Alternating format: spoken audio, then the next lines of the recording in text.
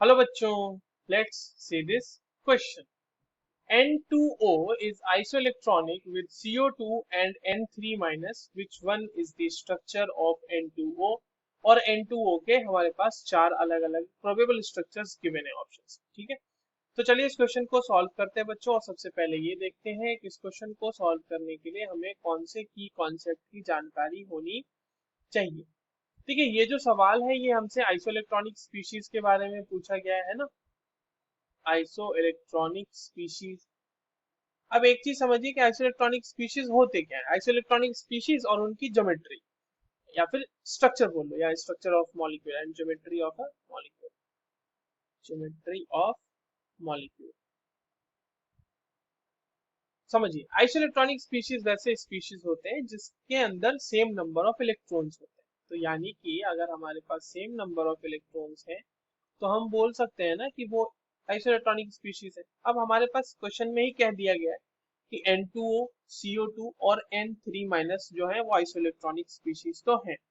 अगर हम देखें स्ट्रक्चर की बात करें तो CO2 का स्ट्रक्चर बच्चों कुछ इस तरीके का होता है जो कि लीनियर स्ट्रक्चर है हमारे पास. ठीक है, N3 माइनस के स्ट्रक्चर की अगर हम बात करें तो वो कुछ इस तरीके का होता है. ये भी एक लीनियर स्ट्रक्चर होता है. और अब हमें फाइंड आउट करना है N2O का स्ट्रक्चर.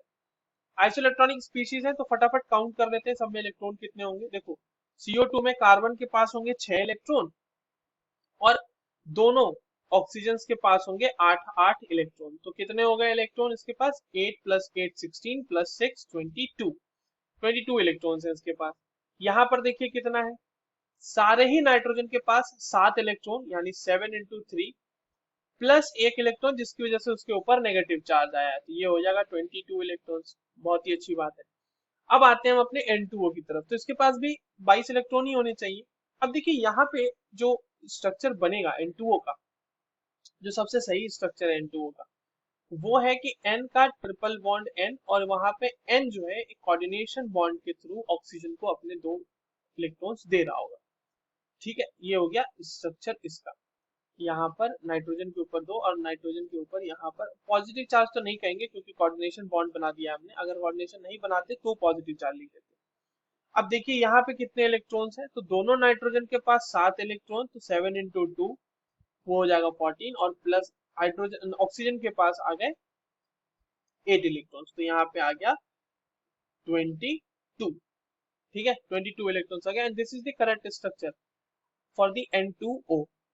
बाकी स्ट्रक्चर सही क्यों नहीं है? देखो डी को सबसे पहले देखो. डी में नाइट्रोजन के 5 बॉन्ड बन गए जो कि पॉसिबल है ही नहीं.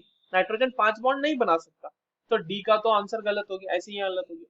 सी में फिर से एक गलती हो गई कि ऑक्सीजन के 4 बॉन्ड बना दिए हैं और ऑक्सीजन के ऊपर कोई चार्ज भी नहीं. हालांकि ऑक्सीजन तो 4 बॉन्ड बनाएगा ही नहीं, ज्यादा से ज्यादा 3. तो ये भी गलत हो गया. Now coming to first option A.